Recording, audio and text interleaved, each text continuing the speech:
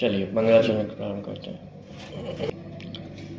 नमो अरिहन्ताणं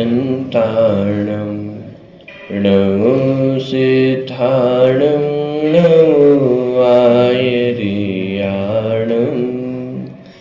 नमो वज्रायाणं नमो लोये सवसाहुणम्। मंगलम भगवान वीरो मंगलम गौतमो गणी मंगलम कुंद कुंदाद्यो जैन धर्मोस्तु मंगलम सर्वमंगल मांगल्यम सर्वकल्याणकारकम प्रधानम सर्वधर्माणां जैनं जयतु शास्त्रिणम्। मोक्षमार्गस्य नेतारं भेत्तारं कर्मभूभृतां ज्ञातारं विश्वतत्त्वानां वन्दे तद्गुणलब्धये।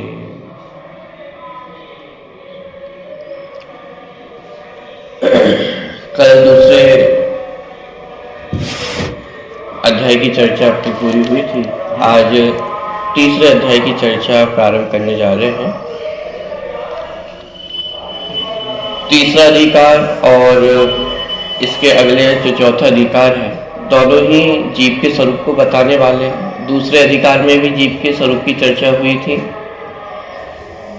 तीसरा और चौथा अधिकार मुख्य रूप से कर्णानुयोग का ही पूरा उसमें विषय आने वाला है। तीन लोक संबंधी कहाँ कैसी अवस्थाएं क्या क्या पाया जाता है, उस सब का वर्णन यहाँ आएगा। दूसरे अधिकार में मुख्य रूप से जीव संबंधी, जीव की कितनी इंद्रियां पाई जाती हैं, जीव के कितने भाव पाए जाते हैं, उसका जन्म कितने प्रकार का होता है, योनियां कितने प्रकार की होती है, इन सब चीजों की जानकारी दूसरे अधिकार में दी गई थी। लेकिन एक प्रश्न रह गया था कि जीव रहता कहाँ है, पाया कहाँ जाता है। माने तो क्षेत्र संबंधी प्रश्न था कि जीव कहाँ पाया जाता है, वो अविशेष था। तो उसका वर्णन तीसरे और चौथे अधिकार में किया गया है कि पूरे तीन लोक में कहाँ कहाँ क्या क्या चीजें पाई जाती हैं और उसमें जीव कहाँ कहाँ पाया जाता है। तो इस सब का वर्णन ये तीसरे और चौथे अधिकार में मुख्य रूप से किया गया है।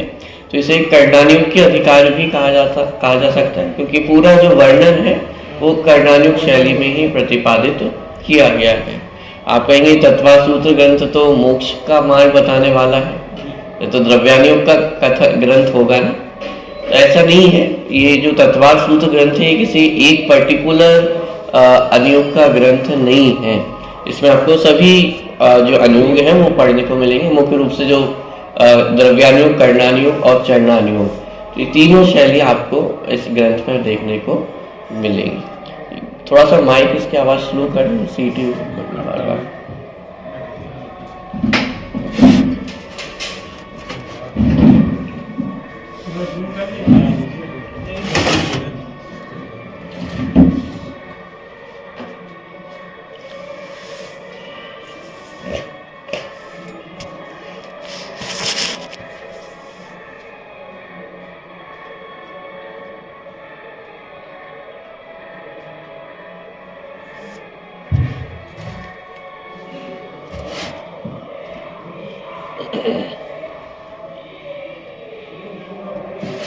चलिए,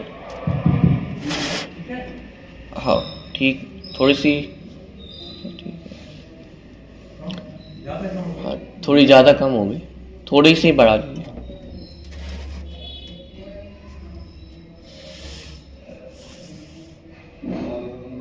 चलिए,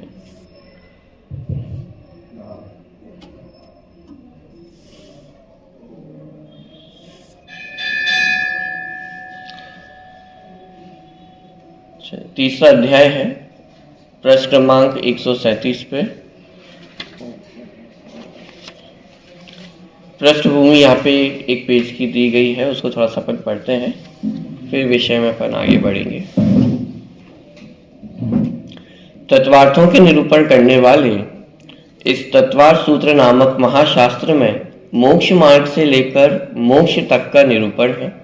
इसलिए इसका अपर नाम मोक्ष शास्त्र भी सार्थक ही है। अब तक इसमें मोक्ष मार्ग और उसमें समागत सम्यक दर्शन के संदर्भ में 7 तत्वार्थों की चर्चा आरंभ हुई। ये पहले अधिकार का विषय सम्यक दर्शन ज्ञान चैत्राणी मोक्ष मार्ग, यहाँ से प्रकरण अपना प्रारंभ हुआ था। उक्त 7 तत्वार्थों के बारे में क्या क्या और कैसे कैसे जानना चाहिए, इसके संदर्भ में प्रमाण, नए नाम, स्थापना आदि निक्षेपों, निर्देश, स्वामित्व आदि एवं सत्संख्या आदि को जानना आवश्यक है, यह बताया गया। ये सब जानने के साधन है एक प्रकार से कि कैसे उन 7 तत्वार्थों को जाना जाता है। इसके बाद प्रमाण के रूप में 5 ज्ञानों, उनके प्रत्यक्ष परोक्ष भेद आदि की चर्चा हुई और अंत में नैगम आदि 7 नयों के निरूपण के साथ पहला अध्याय समाप्त हो गया। दूसरे अध्याय में जीव तत्व के संदर्भ में जीव के 53 प्रकार के असाधारण भावों की चर्चा के उपरांत जीव का लक्षण, उसके भेद प्रभेद की चर्चा की गई। तदुपरांत जीवों के जन्म, योनिया, शरीर आदि की चर्चा के साथ दूसरा अध्याय समाप्त होता है। अब तीसरे अध्याय में 3 लोक में ये संसारी जीव कहाँ कहाँ पाए जाते हैं, इसके संदर्भ में सबसे पहले अधोलोक, फिर मध्य लोक की चर्चा होगी। ऊर्ध्वलोक की चर्चा चौथे अध्याय में होगी। मुक्त जीव तो लोकाग्र अर्थात ऊर्ध्वलोक के अंत में स्थित है। सिद्ध परमात्मा सिद्ध शिला पर नहीं, सिद्ध शिला से ऊपर घनोदधि वात वलय, घनवात वलय एवं उससे भी ऊपर तनुवात वलय है, उसके अंत में रहते हैं। पर संसारी जीव 3 लोक में कहाँ कहाँ पाए जाते हैं, इस बात को स्पष्ट करने के लिए सबसे पहले अधोलोक का वर्णन आरंभ करते हैं। ठीक है, ये पूरा विषय अपन पढ़ ही चुके हैं, इसलिए कुछ विशेष चर्चा करने की आवश्यकता नहीं है। तो ये एक पृष्ठभूमि यहाँ पे तैयार की है कि इस विषय तक हम कैसे आए हैं। बात तो सम्यक दर्शन से प्रारंभ हुई थी और सम्यक दर्शन की बात करते करते नरकों की बात तक हम कैसे आ गए हैं, तो ये पूरा आप पृष्ठभूमि देखेंगे तो वो आपको ख्याल में आएगा। 7 तत्वों की चर्चा प्रारंभ हुई थी। 7 तत्वों की चर्चा सम्यक दर्शन के कारण प्रारंभ हुई थी, क्योंकि तत्वार्थ श्रद्धानम सम्यक दर्शन, तो 7 तत्वों की चर्चा प्रारंभ हुई। उन 7 तत्वों को जानने के उपाय क्या है, तो प्रमाण नय आदि की चर्चा हुई। तो ये पूरा उसमें पहला अधिकार चला गया। दूसरे अधिकार में क्योंकि 7 तत्वों में सबसे पहला तत्व कौन सा है, जीव तत्व, तो जीव तत्व की चर्चा प्रारंभ की। तो दूसरे, तीसरे और चौथे अधिकार में जीव तत्व की ही चर्चा की गई है। दूसरे अधिकार में जीव तत्व, जीवों के असाधारण भाव कितने होते हैं, उनका जन्म मरण किस प्रकार होता है, योनि किस प्रकार की होती है, ये सारी चर्चा वहां पे की गई थी। अब प्रश्न खड़ा होता है कि जीव पाए कहाँ कहाँ जाते हैं, तो उसकी चर्चा यहाँ पे तीसरा चौथे अधिकार में होगी। तीसरे अधिकार में अधोलोक और मध्यलोक का वर्णन रहेगा और चौथे अधिकार में ऊर्ध्वलोक का वर्णन हम पढ़ेंगे। चलिए, तो सबसे पहले यहाँ पे अधोलोक का वर्णन प्रारंभ कर रहे हैं। तीसरे अधिकार का पहला सूत्र है, देखिए, अधोलोक में 7 नरक हैं जिनका स्वरूप इस प्रकार है। सूत्र को अपन पढ़ते हैं। थोड़ा सा बड़ा सूत्र है, लेकिन नाम आप सबने पहले सब पढ़ चुके हैं, इसलिए सर नए शब्द नहीं है, लेकिन चलिए पढ़ते हैं। रत्न शर्करा वालुका पंक, रत्न शर्करा वालुका पंक, धूम तमो महातमः, धूम तमो महातमः, प्रभा भूमयो, प्रभा भूमयो, घनाम्बुवाताकाश प्रतिष्ठा, घनाम्बुवाताकाश प्रतिष्ठा, सप्ताह अधो अधा, सप्ताह अधो अधा। ठीक है, एक साथ पढ़ो पूरा। रत्न, पहले मैं पढ़ता हूँ फिर आप पढ़ना। रत्न शर्करा वालुका पंख, धूम तमो महातमः, प्रभा भूमयो, घनाम्बुवाताकाश प्रतिष्ठा, सप्तो अधाधा। रत्न शर्करा वालुका पंख, धूम तमो महातमः, प्रभा भूमयो, घनाम्बुवाताकाश प्रतिष्ठा, सप्तो अधाधा। चल, ये पहले नंबर का सूत्र है जिसमें 2-3 चीजों की चर्चा की गई है। एक तो जो 7 नरक भूमियां हैं उनका वर्णन किया गया है। वे 7 नरक भूमियां कहाँ पे स्थित है, मतलब किस प्रकार से स्थित है, उसका वर्णन किया। घनाम्बु बात आकाश प्रतिष्ठा, माने जो घनोदधि बात वलय है उस पे और आकाश पे प्रतिष्ठित है। और कितने हैं? सप्त, माने 7 प्रकार की ये नरक भूमियां हैं। और कैसी है? अधो अधहा, माने एक के नीचे एक है। जैसे मध्य लोक का जो विस्तार है वो त्रियक में है, माने आड़े में है, नदी है, पहाड़ है, फिर नदी पहाड़, ऐसे, तो वो आड़े में उसका विस्तार है। लेकिन अधोलोक और ऊर्ध्वलोक का विस्तार, अधोलोक का तो जमीन के एक के नीचे एक है। ठीक है, तो वही बात यहाँ पे की अधो अधहा। ठीक, तो ऊपर सबसे पहले 7 नरक भूमियों के नाम बताए। रत्न, शर्करा, बालुका, पंख, धूम, तम और महातम। फिर उसमें आगे लिखा प्रभा भूमयो। प्रभा भूमयो मतलब कि ये जो प्रभा शब्द है ये सबके साथ लगेगा। रत्न प्रभा, शर्करा प्रभा, बालुका प्रभा, पंख प्रभा, धूम प्रभा, तम प्रभा और महातम प्रभा। तो ये 7 प्रकार की नरक भूमियां हैं। और वे कैसी हैं? घनाम्बु बात आकाश प्रतिष्ठा। घनाम्बु बात मतलब घनोदधि बात वलय, तो घनोदधि बात वलय पर और आकाश पर प्रतिष्ठित है। ये 7 नरक भूमियां कहाँ पे हैं, माने कैसे स्थित हैं? तो ये घनाम्बु बात माने घनोदधि बात वलय पर प्रतिष्ठित है। और कैसी है? 7 है। और अधोअधा माने एक के नीचे एक है। ठीक है, तो ये पूरा जो एक सामान्य अर्थ है पहले सूत्र का, वो अपन ने भी देखा है। ये सूत्र अपन आगे चर्चा करें उससे पहले एक प्रश्न मन में खड़ा हो सकता है कि सब चर्चा तो ये करनी थी कि जीव कहाँ कहाँ पाए जाते हैं। और ये चर्चा प्रारंभ करने के लिए उमा स्वामी आचार्य ने सबसे पहले कौन सी जगह चुनी? नरकों से ही चर्चा प्रारंभ की। साहब थोड़ी अच्छी जगह से चर्चा प्रारंभ कर लेते, स्वर्ग मोक्ष से नहीं तो कम से कम मनुष्य से ही चर्चा प्रारंभ कर लेते, या देवों से चर्चा प्रारंभ कर लेते। नरक गति से चर्चा प्रारंभ क्यों की? अकलंक देव ने राजवार्तिक में प्रश्न उठाया कि साहब नरकों की चर्चा क्यों पहले प्रारंभ कर दी है, पहले कोई अच्छी चर्चा प्रारंभ कर, क्या कारण है कि पहले नरकों की चर्चा प्रारंभ कर रहे हैं? जीव कहाँ पाया जाता है? और सबसे पहला उत्तर क्या दे रहे हैं? नरकों में पाया जाता है। ये चर्चा क्यों की कर रहे हैं आचार्य? नरकों में इसलिए दी है कि नरक में निकल करके जीव पचेंद्री फंगी पचेंद्री होता है। इसके 2 कारण वहां पे अकलंक देव ने दिए। पहला कारण तो ये दिया कि जीव को मोक्ष मार्ग में हमें आगे बढ़ाना है, लेकिन जीव मोक्ष मार्ग में आगे बढ़ने के लिए सीरियस है या नहीं है? क्या कि हम जो बातें कर रहे हैं वो अभी मजाक मजाक ही लगती है। आप स्वर्ग नरक होंगे, मोक्ष होगा, ये होगा, वो होगा, तो 7 तत्व होते हैं, सम्यक दर्शन होता है, ये सब अच्छी बात है, मंदिर में कहने सुनने के लिए अच्छी बातें हैं, लेकिन वास्तव में किसने देखे नरक स्वर्ग? माने कहने का तात्पर्य है कि जीव मोक्ष मार्ग के प्रति अभी सीरियस नहीं है, उसको माने सीरियसली नहीं लेता है। रुपए पैसे कमाने की बात होगी तो उसको कैसे सीरियसली लेता है? ये सब ये मेरी बात चल रही है। लेकिन जहां धर्म की चर्चा होती है, या तो सिर्फ ये चूंकि हम जैन कुल में उत्पन्न हो गए हैं, अभी सारे अनुष्ठान होते हैं इसलिए मैं भी कर लेता हूँ, मंदिर आना चाहिए इसलिए मैं आ जाता हूँ, स्वाध्याय करना चाहिए इसलिए मैं थोड़ा सा बैठ जाता हूँ, लेकिन इसमें मेरा हित है ये भाषित नहीं होता है। इसी को यदि टेक्निकल टर्म्स में कहें तो वैराग्य नहीं है जीव के जीवन में। तो उस वैराग्य की प्राप्ति कराने के लिए सबसे पहले चर्चा कहां से प्रारंभ की? नरकों से चर्चा प्रारंभ की है कि अरे अभी तुम्हें हंसी मजाक लग रहा है ना ये सब धर्म की बातें, धर्मात्माओं की बातें, ये देखो नरकों का स्वरूप देखो कैसा है, कि इसको देखकर ही कम से कम थोड़ा तो वह ये जीव खाएगा, थोड़ा तो ये समझ में आएगा कि साहब ये संसार इतना अच्छा नहीं है जिसको हम बहुत अच्छा समझ रहे हैं, ये संसार में कितने दुख हैं, वो नरक के स्वरूप को समझ करके ख्याल में आने वाला है। और जब जीव नरक के स्वरूप को पढ़ता है तो उसे अंतर में से थोड़ा भय भी जागृत होगा और इस संसार के प्रति वैराग्य भी जागृत होगा, तब तो ये मोक्ष मार्ग को समझने में उसकी रुचि लगेगी।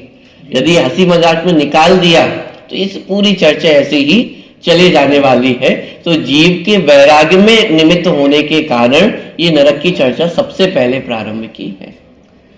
छोटा बालक होता है ना, तो उससे कार्य करवाने के दो तरीके होते हैं। या तो उसे लॉलीपॉप पकड़ा दो, यानी उसे कोई प्रलोभन दे दो, लोभ दे दो कि जो लोभ के वश में कार्य कर ले, और यदि लोभ से ना माने तो फिर दूसरा उपाय भय होता है।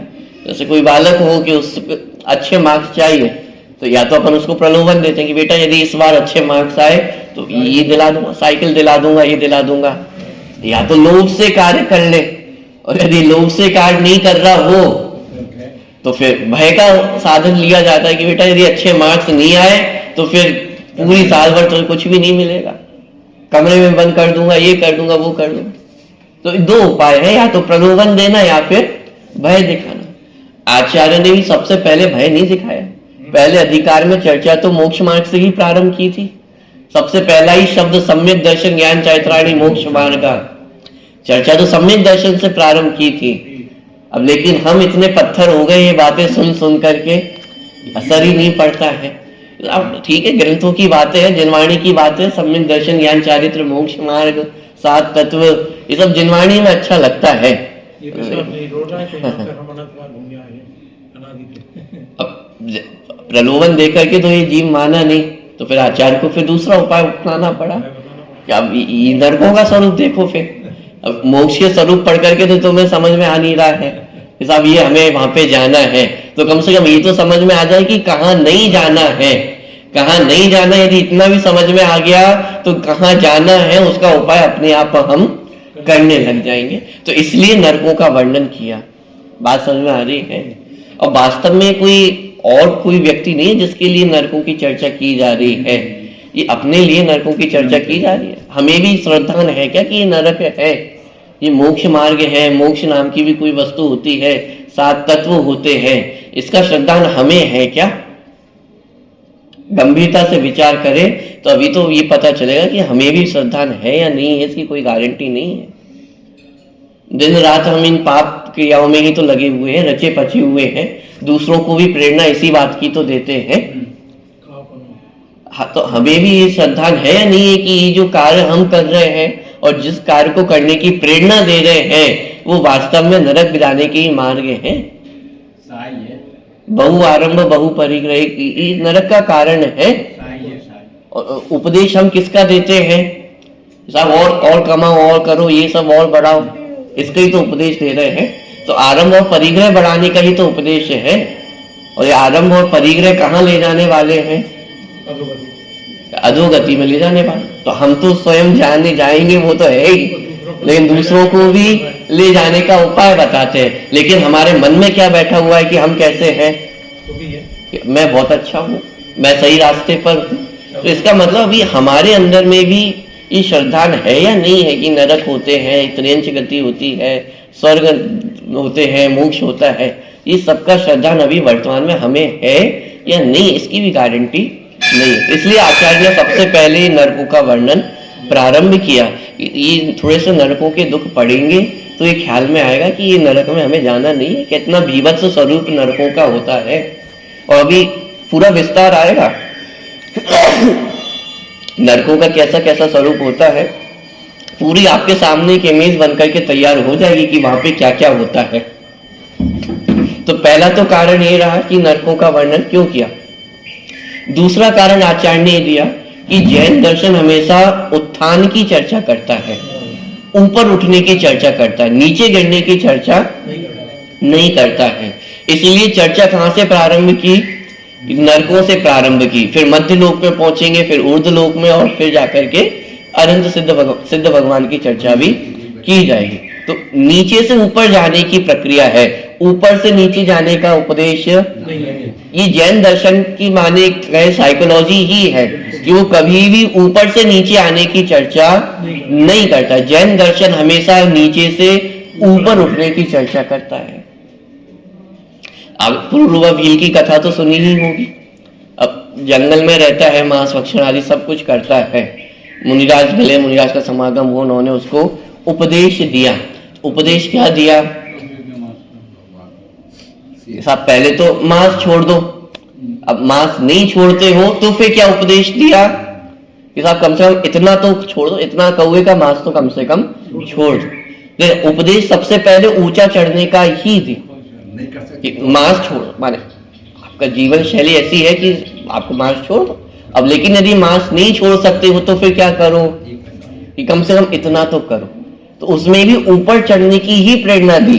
अभी सबसे नीचे था, एक स्टेप आगे बढ़ा, कौवे का मांस छोड़ा, धीरे धीरे धीरे करके वही जीव क्या बन गया, महावीर।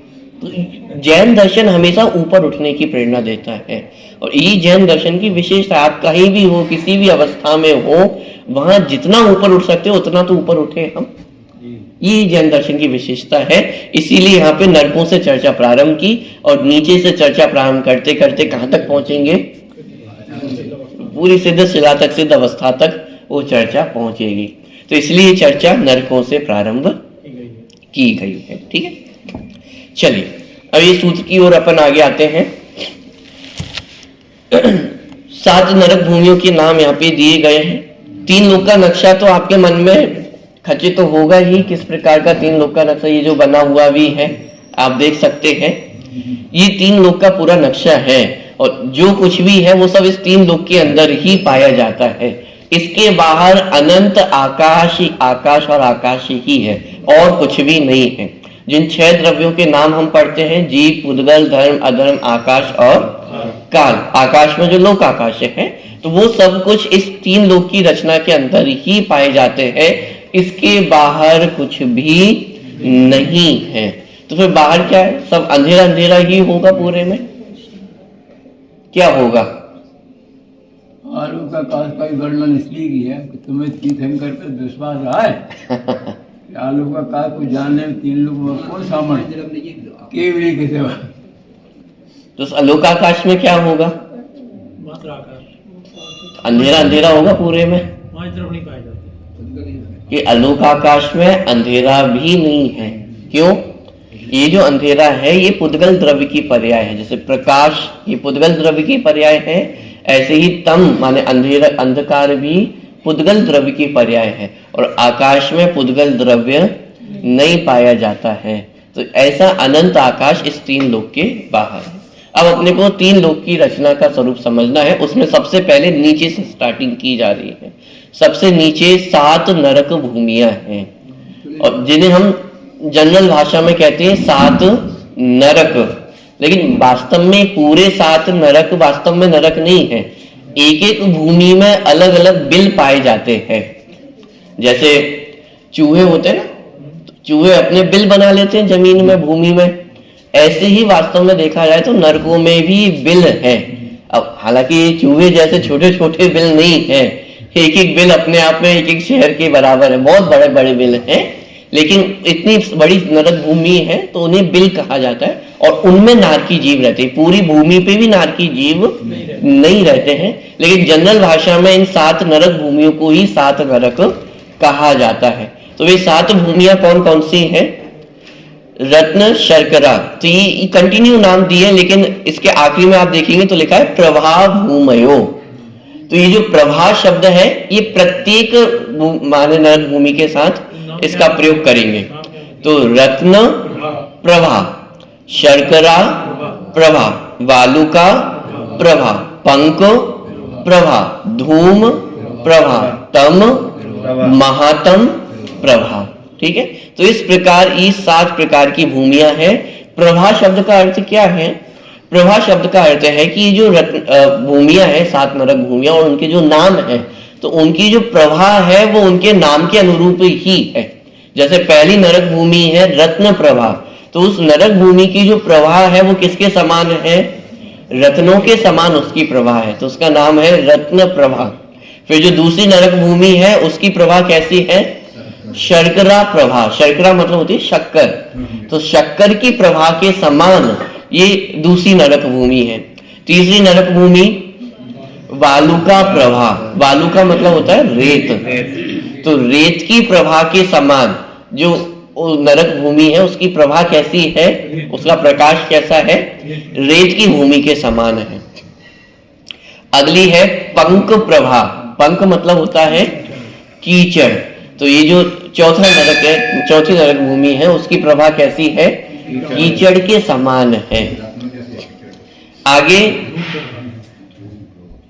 धूम प्रभा, धूम प्रभा, धूम का अर्थ होता है धुआं। तो जो पांचवी नरक भूमि है उसकी जो प्रकाश है, प्रभा है, वो कैसी है? धुएं के समान उसकी प्रभा है, तो धूम प्रभा। अगला तम प्रभा। अब ये भी आश्चर्य है, एक जगह तम भी लिख रहे हैं और एक जगह प्रभा भी लिख रहे हैं। तम का मतलब होता है अंधकार और प्रभा का मतलब होता है प्रकाश। अंधकार ही जिसका प्रकाश है, माने वास्तव में तो अंधकार भी एक प्रभा ही है ना। अब हमें प्रकाश की ही प्रभा लगती है कि ये प्रभा है, लेकिन अंधकार भी अपने आप में प्रभा का ही एक रूप है। तो तम प्रभा कि अंधकार के समान जिसकी प्रभा है, और महातम प्रभा सातवीं नरक भूमि, जघन एकदम अंधकार ही अंधकार है। तो तम प्रभा में थोड़ा अंधकार की जो इंटेंसिटी है वो थोड़ी कम है, और महातम में बिल्कुल घना अंधकार है, तो वो महातम प्रभा। तो इस प्रकार ये 7 नरक भूमियां हैं। अब जैसे शुरुआत में चाचा जी ने वो थोड़ा सा हास्य के अर्थ में जो प्रयोग करके बताया था कि एक मुनिराज से किसी ने, मुनिराज ने बोला, कथन किया कि साहब यदि ये कार्य करोगे तो तुम तो रत्न शर्करा की तैयारी कर रहे हो, रत्न प्रभा शर्करा प्रभा की तैयारी कर रहे हो। तो व्यक्ति बोला कि साहब रत्न प्रभा में तो आप जैसे लोग जाओगे, आप जैसे ज्ञानी धर्मात्मा जन जा सकते हैं। एक नाम ऐसे हैं नरक भूमियों के भी, रत्न प्रभा, शर्करा प्रभा, वालुका प्रभा। सुनने में ऐसा लगता है कि कोई बहुत महान कुछ चीज होंगी। रत्न प्रभा में जाओगे, किसी को ऐसा बोल दो ना लौकिक में भी, अब तुम तो रत्न प्रभा के जाने की तैयारी है, वो खुश हो जाएगा। अब रत्न प्रभा में कोई अच्छी चीज होगी, जाए रत्नों का नाम आ गया है।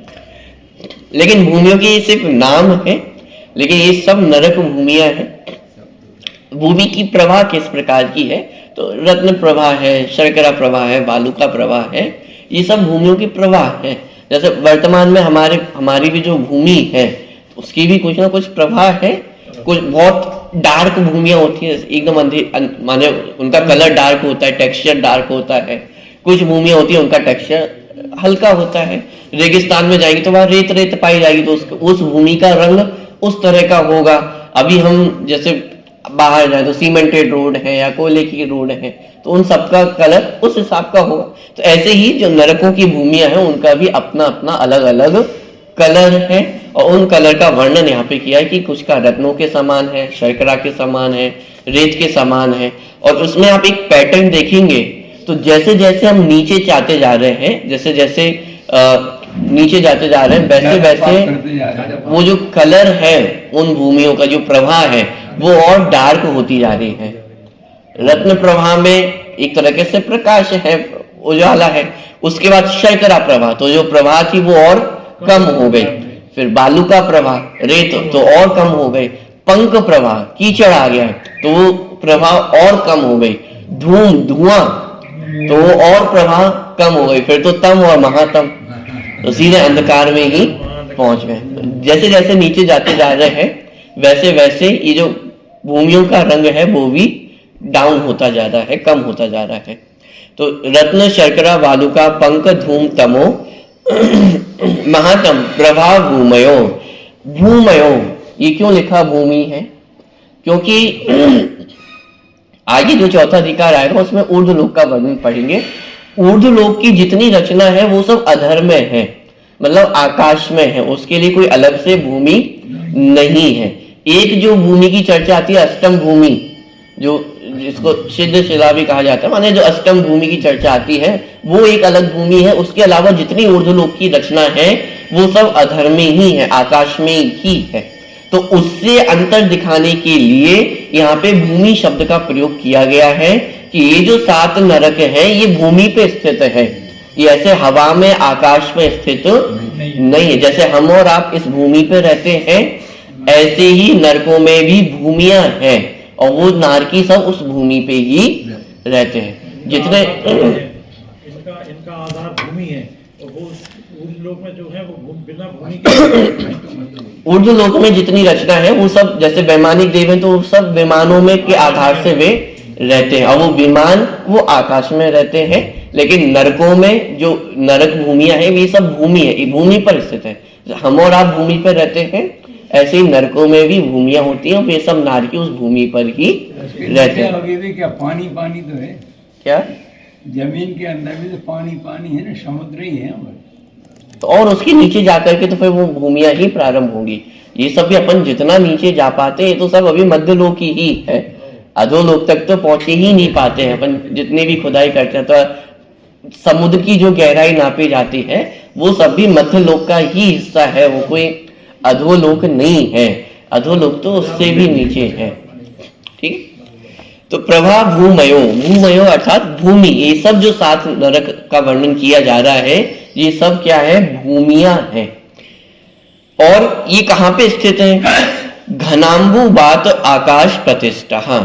घनाम्बु बात, अब घनाम्बु बात क्या है, 3 बात वालों के नाम आप सभी को याद होंगे, घनोदधि बात वलय, घनवात वलय और तनुवात वलय।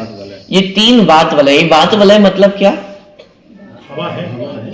वात का मतलब होता है वायु, वलय का मतलब होता है घेरा। ये जो पूरा 3 लोक है ये इन 3 वात वलय पर ही आधारित है। तो अन्य दर्शनों में यदि आप जाएंगे और उनसे पूछा जाएगा कि दुनिया किस पे टिकी हुई है, तो कोई कहेगा शेषनाग पे टिकी है, कोई कहेगा किसी की उंगली पे टिकी हुई है। सबके अपने अपने अलग अलग, हुआ नहीं वहाँ, मनगढ़ंत कहते हैं। कोई नंदी पे स्थित है, बहुत सारे आपको वर्णन उसमें पढ़ने को मिलेगा। सब अलग अलग दर्शनों में जाओगे, सबकी अपनी अपनी अलग अलग थ्योरी है। लेकिन जैन दर्शन ये कहता है कि इस 3 लोक को किसी ने भी ना अपनी उंगली पे, ना किसी जानवर पे, किसी पे भी टिका हुआ नहीं है। ये स्वयं में इतना समर्थ है कि अपने आधार से टिका रह सके। और यदि कोई आधार है भी तो वे 3 वात वलय है, घनोदधि, घनवात और तनुवात वलय। तो ये आकाश माने आकाश में ये हवा के वलय है, वलय मतलब घेरा। इस वायु के आधार पे ही पूरा 3 लोक टिका हुआ है। अब आप प्रश्न कर सकते हैं हवा पे पूरा 3 लोक टिका हुआ है, तो आप हवा को क्या समझते, हवा बहुत मजबूत होती है। हमारे जितने गाड़ियां हैं, बड़ी बड़ी गाड़ियां भी हैं, वो सब किसके आधार पे है, टायर में क्या होती है, हवा ही तो होती है। इतने भारी भारी ट्रक, इतने बड़े बड़े ट्रक भी किसके आधार पे चलते हैं, हवा के आधार पे ही तो चल रहे हैं, उसमें कोई ठोस वस्तु नहीं भरी हुई है। हवा के आधार पे ही इतने कुंटलों के ट्रक वगैरह भी, ये सब किसके आधार पे चल रहे हैं, हवा के आधार पे ही चल रहे, कोई ठोस वस्तु उसमें नहीं भरी हुई। अरे हवा में बहुत मजबूती होती है। और ये पूरा 3 लोक किसके आधार पे टिका हुआ है, हवा के आधार पे ही टिका हुआ है। पूरे हवा का घेरा होता है, तो एक एक बाउंड्री है। 3 लोक की रचना आपने देखी होगी, तो उसमें एंड में जो बाउंड्री होती है उसमें 3 लाइन बनी रहती है। वो 3 लाइन क्या है, वो डिजाइन नहीं है, वो वात वलय को दर्शा रहे हैं। 3 प्रकार के वात वलय होते हैं, घनोदधि, घनवात और तनुवात वलय। तो सबसे अंदर वाले हिस्से में यदि हम देखें तो अंदर वाले हिस्से में जो पहला वात वलय है उसका नाम है घनोदधि वात वलय। फिर दूसरे नंबर का जो वात वलय है उसका नाम है घनवात वलय। और सबसे बाहर का जो वात वलय है उसका नाम है तनुवात वलय। अब इनके नाम भी, जो इनके नाम है उनका मतलब है। जब सब अंदर का जो वात वलय है वह है घनोदधि वात वलय। घन का मतलब होता है ठोस, अपन कह सकते हैं, अब सघन, सघड़ मतलब इकट्ठी हुई, तो उसे कहते हैं घन। उदधि, उदधि का मतलब होता है पानी। तो जिसमें जगह माने सघड़ जो आयु है और जिसमें पानी मिक्स हुआ है, ऐसा जो वायु है जिसे वर्तमान में अपन वाष्प कहते हैं, भाप कहते हैं। तो भाप में वायु भी है और उसमें पानी भी है, मॉइस्चर भी होता है। तो वाष्प, एक तरह से उसे वाष्प कहा जा सकता है। तो ये घनोदधि वात वलय, घन प्लस उदधि।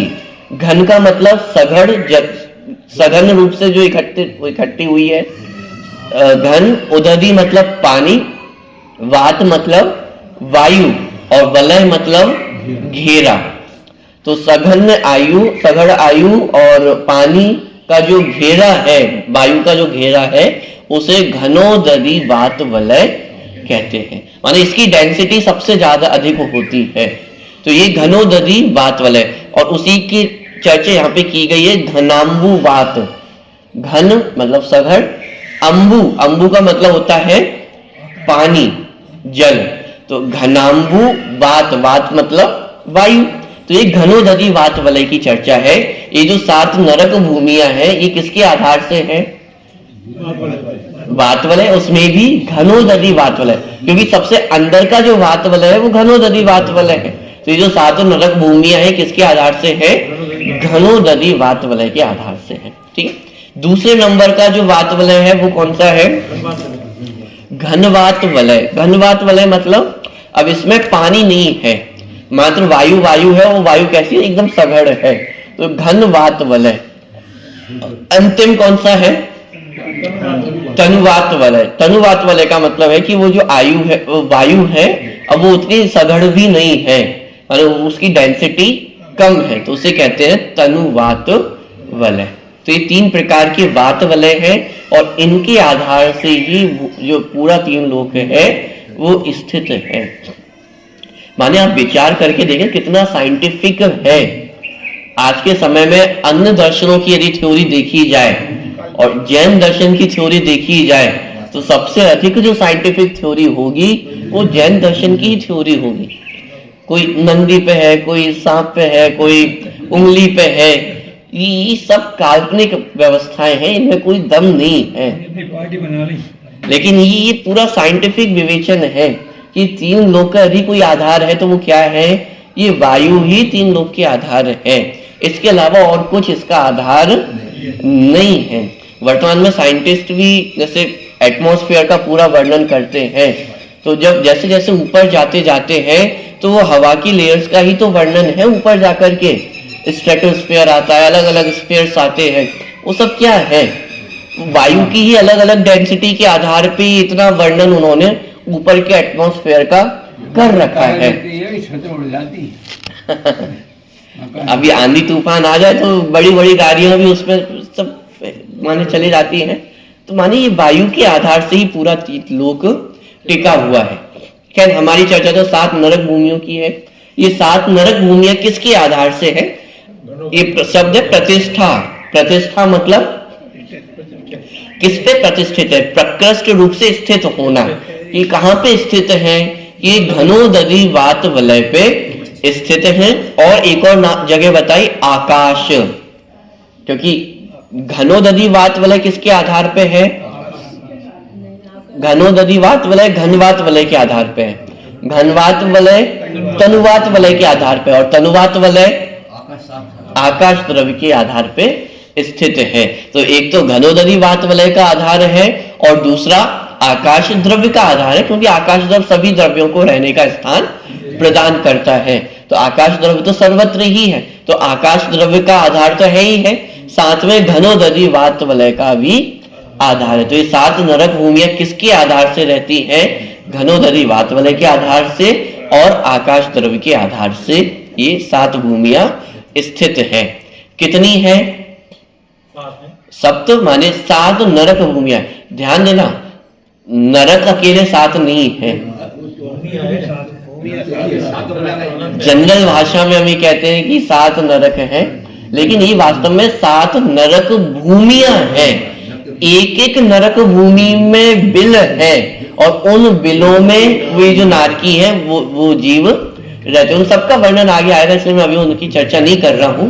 लेकिन आप ये समझना, ये जो 7 नरक हम कहते हैं, एक बहुत जनरलाइज्ड टर्म है। एक बहुत सामान्य भाषा में हम कहते हैं कि 7 नरक होते हैं, लेकिन 7 भूमियां मात्र हैं। जैसे भारत में जैसे 28 प्रदेश हैं। भारत में 28 प्रदेश हैं। पूरे विश्व में कितने कॉन्टिनेंट हैं? 7 कॉन्टिनेंट। सब लोग कहाँ रहते हैं? 7 कॉन्टिनेंट्स पे रहते हैं। अरे लेकिन 7 कॉन्टिनेंट में भी एक एक बहुत विभाजन है। तो ऐसे ही नारकी कहाँ रहते हैं? 7 नरक भूमियों में रहते हैं। लेकिन इन नरक भूमियों का भी बहुत विस्तार है, उनके रहने के स्थान अलग अलग हैं, उन सबका वर्णन होगा। और इतना अंतर है कि एक जगह जैसे ऊपर ऊपर के नरक हैं तो वहां भीषण गर्मी है, और जैसे जैसे नीचे जाएंगे तो वहां भीषण ठंड है। सब अलग अलग वर्णन है अलग अलग भूमियों का, वो अपन देखेंगे। तो एक सामान्य कथन कि ये 7 नरक भूमियां, जिन्हें अपन 7 नरक भी कहते हैं, तो ये 7 होती है। और कैसी है? अधो अधः, ये एक के नीचे एक है। जैसे मध्यलोक की रचना आड़े में है, बीच में द्वीप है, फिर समुद्र है, फिर द्वीप, फिर समुद्र, फिर द्वीप, फिर समुद्र, तो विस्तार ऐसे में है। लेकिन अधोलोक का विस्तार कैसे में है? एक के नीचे एक है। पहली रत्न प्रभा, फिर शर्करा प्रभा, फिर बालुका प्रभा, फिर पंख प्रभा, फिर धूम प्रभा, तम और महातम प्रभा। तो इस प्रकार एक के नीचे एक ये नरक भूमियां पाई जाती है। ठीक है, तो इस प्रकार आज हमने पहले नंबर का सूत्र पढ़ा, यहीं तक अपन चर्चा रखते हैं। थोड़ा सा मैं इसका ये जो विस्तार दादा ने किया है उसको थोड़ा सा अपन पढ़ते हैं।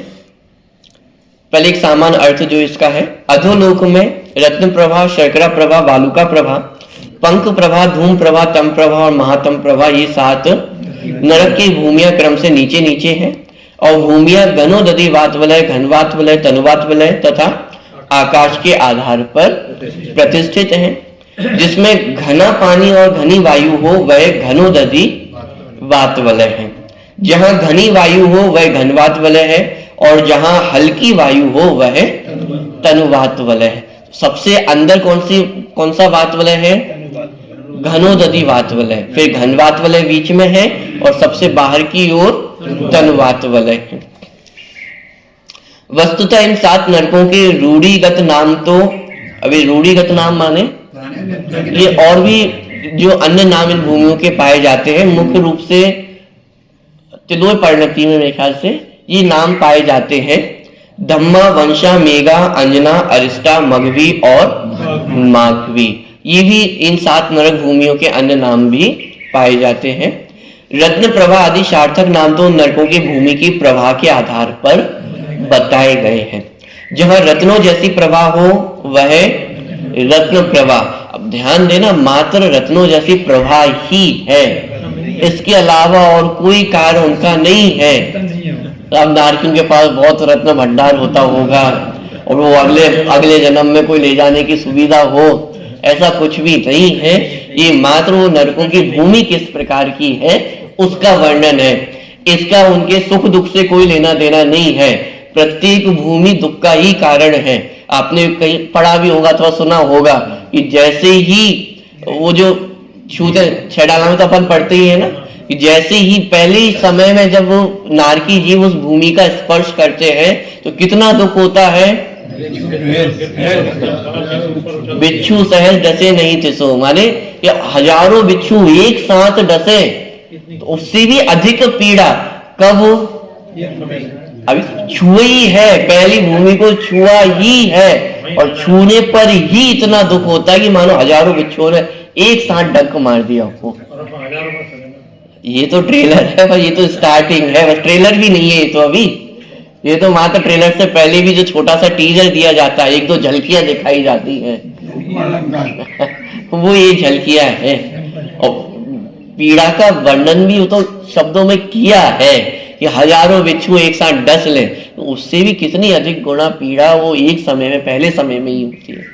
और फिर ये पीड़ा कब तक रहेगी? ऐसा नहीं कि पहले समय में हो गई तो अब खत्म हो जाएगी, वो पीड़ा तो कंटिन्यू चली रही है। और उसके साथ फिर एक दूसरे में मार काट मची हुई है, उस पे ही देव आकर के फिर भिड़ाते भी है। कोई देव सोचे भी कि चलो कितना लड़ेंगे झगड़ेंगे, तो उसमें भी शांति नहीं है। देखिए, तो जहां रत्नों जैसी प्रभा हो वह रत्न प्रभा, जहां शर्करा अर्थात शक्कर जैसी प्रभा हो वह शर्करा प्रभा, जहां बालू अर्थात रेत जैसी प्रभा हो वह बालुका प्रभा, कीचड़ जैसी प्रभा हो वह पंख प्रभा, धुएं जैसी प्रभा हो धूम प्रभा, अंधकार जैसी प्रभा हो तम प्रभा, और जहां घने अंधकार जैसी प्रभा हो वह महातम प्रभा है। ये 7 भूमियां क्रमशः नीचे नीचे हैं। इस मध्य लोक के नीचे सबसे पहले प्रथम नरक के रूप में रत्न प्रभा भूमि है, फिर उसके नीचे शर्करा प्रभा भूमि, फिर उसके नीचे बालुका प्रभा भूमि, उसके नीचे पंख प्रभा, उसके नीचे धूम प्रभा, उसके नीचे तम प्रभा और सबसे नीचे महातम प्रभा भूमि है। यह लोक मध्य लोक के नीचे होने से तो अधोलोक कहलाता ही है, पर इस लोक में होने वाली भूमियों की रचना भी क्रम से नीचे नीचे है, इसलिए भी इस लोक को अधोलोक कहते हैं। और एक तो चूंकि सबसे नीचे है, मध्य लोक के नीचे है, इसलिए इस लोक का नाम क्या है? अधोलोक है। दूसरी, इस लोक की जो रचना है वो कैसी है? एक के नीचे एक है, इसलिए इस लोक का नाम क्या है? अधोलोक है। अब यहाँ पे थोड़ा सा जो पहली भूमि है और दूसरी आदि जो भूमियां है उनका थोड़ा सा वर्णन यहाँ पे किया गया है, उसको भी अपन पढ़ लेते हैं जल्दी से। देखिए, पहली भूमि में नारकी ही रहते हो यह बात नहीं है, तो और कौन रहता है? जो भवनवासी देव हैं, उनके जो भवन है वो ये पहली भूमि में है। देखिए, पहली भूमि में नारकी ही रहते हुए यह बात नहीं है, उसमें व्यंतर और भवनवासी देव भी रहते हैं। खर भाग में राक्षस को छोड़कर शेष 7 प्रकार के व्यंतर और असुर कुमार को छोड़कर शेष 9 प्रकार के भवनवासी देव रहते हैं। राक्षस और असुर कुमार पंख भाग में रहते हैं। कुछ व्यंतर तीर्थों, पर्वतों, खंडरों, समुद्रों और वृक्षों आदि पर मध्य लोक में भी रहते हैं। पहली भूमि 1,80,000 योजन मोटी है। इसके 3 भाग हैं। पहली भूमि की जो मोटाई है वो कितनी है? 1,80,000 योजन। 1,80,000 योजन ये पहली भूमि की मोटाई है। इसके 3 भाग हैं, खर भाग, पंख भाग और अबहुल भाग। इसको आप ऐसे समझ सकते हैं कि जो पहली भूमि है वो 3 स्टोरी है, माने 3 मंजिल उसमें है। कौन कौन सी? खर भाग, पंख भाग और अबहुल भाग। तो सबसे ऊपर खर भाग है, उसके नीचे पंख भाग और फिर अबहुल भाग। तो खर भाग 16,000 योजन मोटा है, 84,000 योजन मोटा पंख भाग है और अबहुल भाग 80,000 योजन मोटा है। ऊपर अपन ने देखा था, खर भाग में राक्षस को छोड़कर शेष 7 प्रकार के व्यंतर और असुर कुमार को छोड़कर शेष 9 प्रकार के भवनवासी देव रहते हैं। अभी कौन राक्षस की चर्चा आ गई है? एक राक्षस भी होते हैं क्या? ये सब देव गति के ही जीव हैं। असुर कुमार गति और जो व्यंतर देव हैं उनके ही सब भेद प्रभेद हैं। और कोई ऐसा अलग से कोई राक्षस होते हो और यहाँ मध्य लोक में आकर के हमें खा जाते हो, ऐसा कुछ भी नहीं है। डरने की आवश्यकता नहीं है।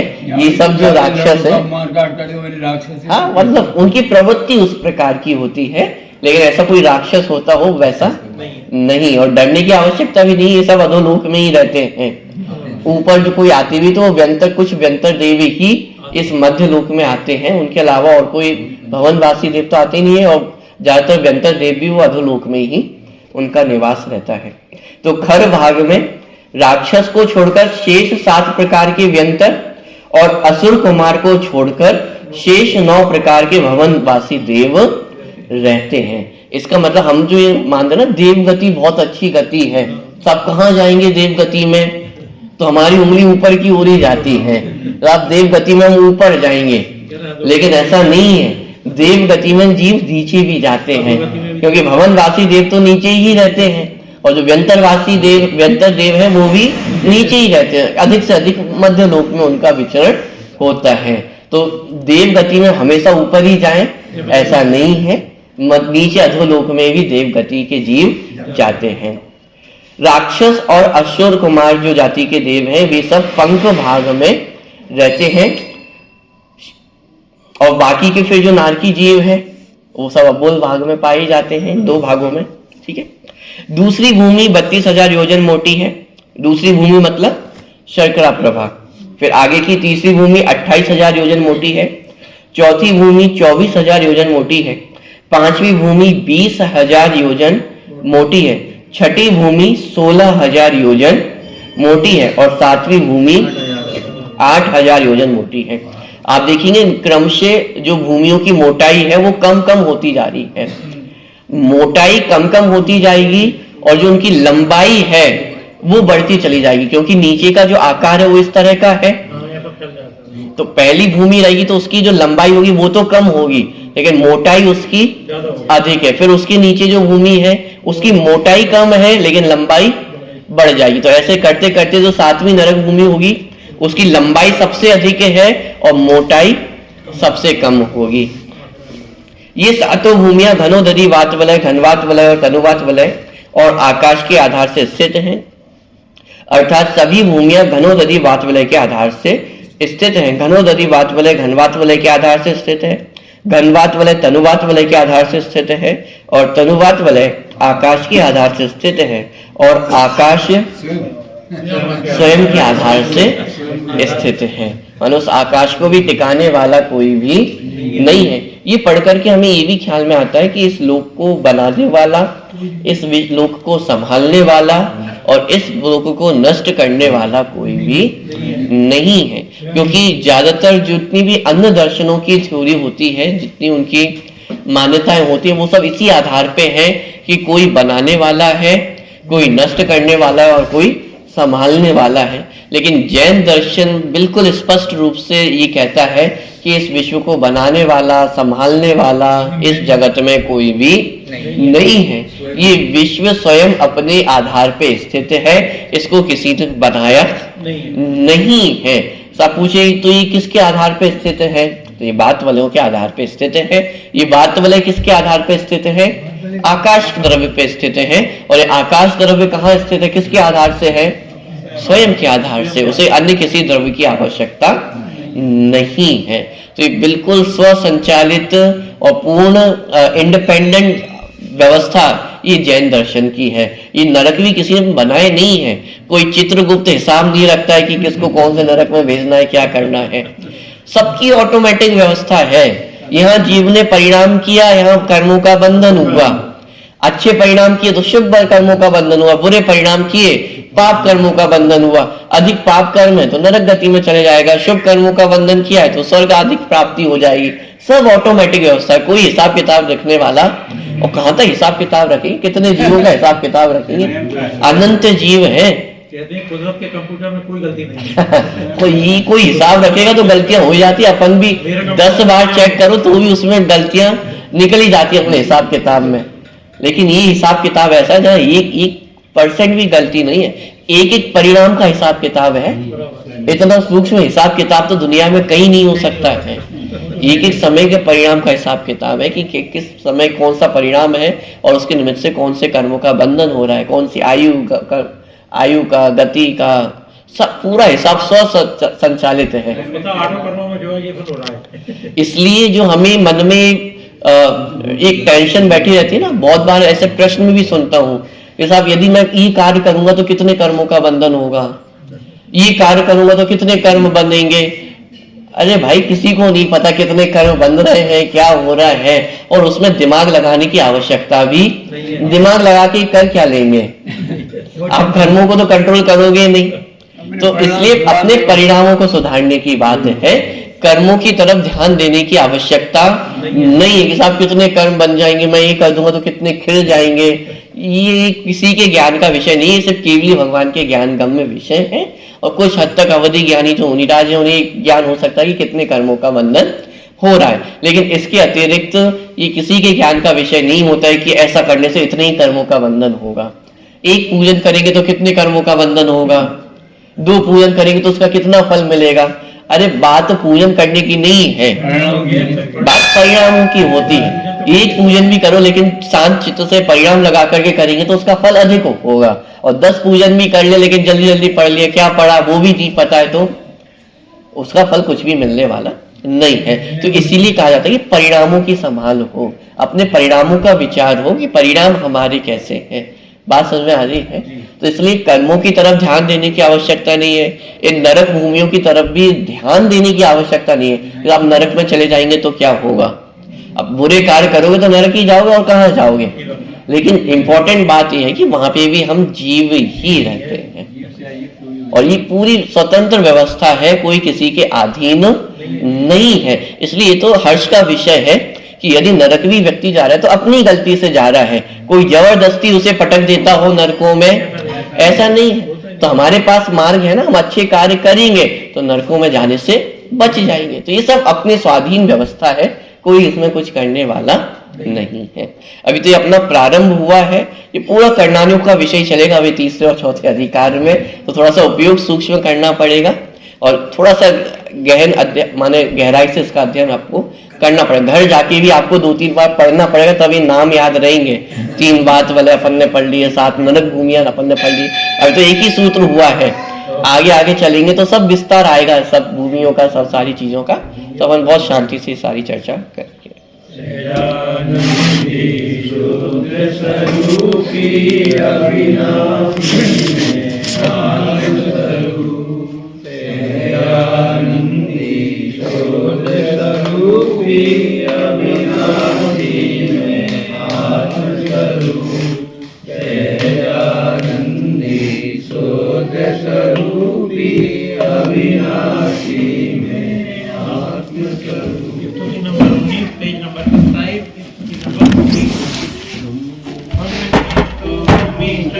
गतियां ना मानी जिन्हें वाणी की बतियां, हमने तो भूमि चार गतियां ना मानी जिन्हें वाणी की बतियां।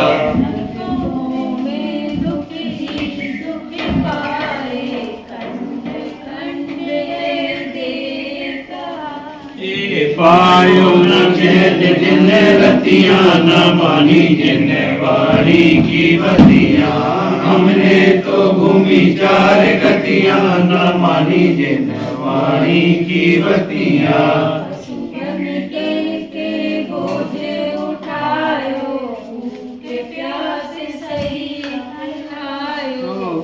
मन से भीग गई अखियां न मानी जिन्हें वाणी की बतियां, हमने तो भूमि चार गतियां न मानी जिन्हें वाणी की बतियां। दुर्लभ मानुष तन पायो, माया ममता में बिसरायो। लीनी न अपनी सुरतियां न मानी जिन्हें वाणी की बतियां, हमने तो भूमि चार गतियां न मानी जिन्हें वाणी की बतियां। उदय से सुरगति पाई, मरण समय माला मुरझाई। मरण के फिर भय पेड़ पतियां न मानी जिन्हें वाणी की बतियां, हमने तो भूमि चार गतियां न मानी जिन्हें वाणी की बतियां। सम्यक घूमा तन धारी, अपने को पहचान पुजारी। सतगुरु नी मानो सुमतियां न मानी जिन्हें वाणी की बतियां, हमने तो भूमि चार गतियां न मानी जिन्हें वाणी की बतियां। घूमेंगे चार गतियां मानेंगे जिन्हें वाणी की बतियां। वाणी के ज्ञान से सूझे लोकालो, तो वाणी